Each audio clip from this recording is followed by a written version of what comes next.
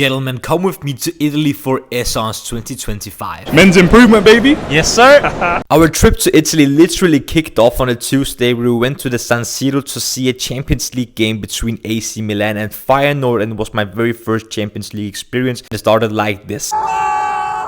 But AC Milan got kicked out. Disappointing. Our Esxence journey started on the first day of the event on a Wednesday, where we started off visiting Spiritica, which is an incredible niche brand. Then we went to Rubini and tried raw osmanthus, which was super animalic and very oud-like. It was such a cool experience to try. I then visited Fugazi's booth, which had this vending machine that gave out free samples and travel size fragrances. Then I stumbled upon some of my friends and fellow content creators that I could interview for my YouTube vlog. And I also met the founder of Björn Parfume, Martin. Afterwards, I went to Kajal to try Ruby and Pantheon Roma, and my favorite one was Dolce Passion. On the second day of Esxence, I went to Soradora, and Janie is still my favorite. And afterwards, I tried Lorenzo Pasaglia's 5 new fragrances, and Coffee Passion and Kikimbo were my 2 favorites. Brownie Pop from Maison Mataha was very delicious and gourmand. And right after that, I went to Simone Andreoli to see the Swedish guys chopping it up and creating some content. At the end of the day, I went to the inner city of Milan to see some of the architecture and do some sightseeing by myself, where afterwards I went to a dinner with Katja from U.SE, Parfümingenieur and schoolboy Esxence, Ruibo and his girlfriend, which was super nice. On the next day, we went to try Unique Luxury for the first time at NH Collections Hotel, including the new release Ocean Derive, which was very good as well. Back at the venue for another day, I tried Profumi d'Art in collaboration with Armaf, and this one, Vaniglia Esotica, was by far my favorite, and I got some samples of the different fragrances as well. Right after that, I went to the Supersh Budapest booth and I tried the whole range for the first time, and I was so lucky to get behind the counter and talk about some of my favorite fragrances based on my first impressions. Right after that, I went to Oscar London to try out these insane looking bottles from the Nota Paris collection, tried out the Sospiro Black collection, which was very good as well. Then I went to Peruan, made some content over there, and lastly I tried out Jusette, which was a gourmand lover's dream. These are so strong, so potent and so good. On the last day of Esxence, I stumbled upon Jeremy Fragrance and tried out the South Korean brand Villa Herbatium, which was surprisingly good. We tried Franck Boclet, which was very good, but these black bottles were the best ones in my opinion. Went back to Spiritica to try the tobacco that they use in their fragrances, and that was a wrap of Esxence 2025. It was such a good experience. I tried probably hundreds of fragrances, met up with a lot of cool people, got a lot of new contacts and got a bunch of stuff home,